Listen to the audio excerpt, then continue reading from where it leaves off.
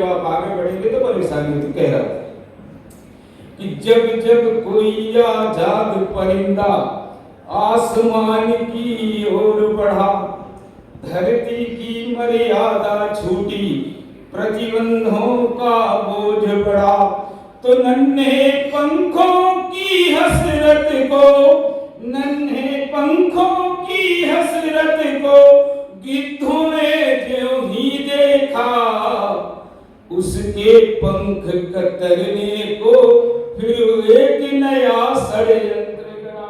ये समस्या होती है बहुत। एक मेरी प्रसिद्ध रचना है, बाबूजी ने आदेश दिया है, एक बंद पढ़ रहा हूँ। अब ओज के कवियों को 3 मिनट क्या 30 मिनट तो भूमिका के लग जाते हैं, 15 मिनट तो हम जनता को डांटते हैं, सीधा बैठे ऐसा बैठे तो उठो नहीं, 15 मिनट।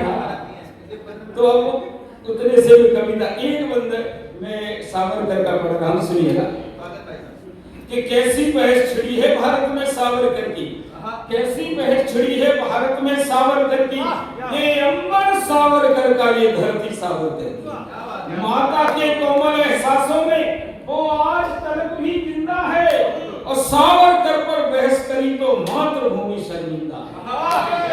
कलम करे गुणगान सभी का, कलम करे गुणगान सभी का, जितने भी बलिदानी है, पर सावरकर की बात करें तो दिखता काला पानी है।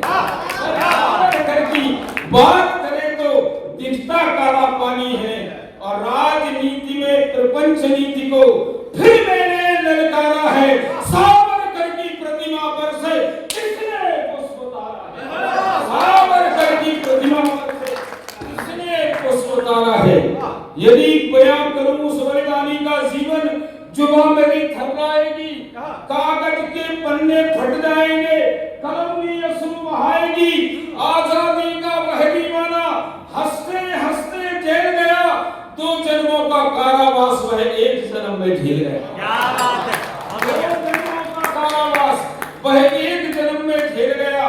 अंडमान में पोर्ट ब्लेयर, सेलुलर जेल की बंद कोठी, जीवन जीने को मिलती थी एक रोज में 2 रोटी और ना तो कोठरी। मैं गया हूँ वहां पर, मैं काल कोठरी का बयान कर रहा हूँ। ना तो कोई अंदर था, ना बाहर का दिखता था, ना तो कोई अंदर था, ना बाहर का दिखता था, पर नाखूनों से दीवारों पर वंदे मातरम लिखता था। नाखूनों से दीवारों पर वंदे मातरम लिखता था। लहू निकल आता अंगुली से, लहू निकल आता अंगुली से, उससे चंदन करता था। सीना तान कर वीर हमेशा माँ को वंदन करता था।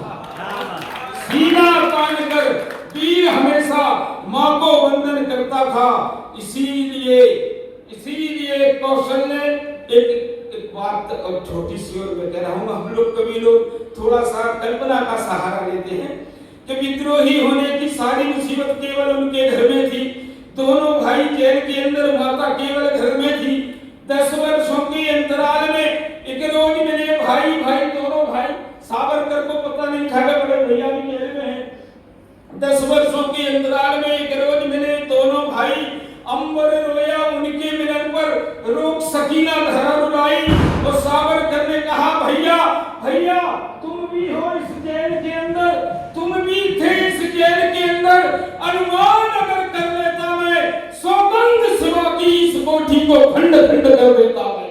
सौगंध सेवा की इस कोठी को खंड खंड कर देता मैं। और कौन है वो दुश्मन जिसने भारत की इस समझ को ललकारा है, सावरकर की प्रतिमा पर से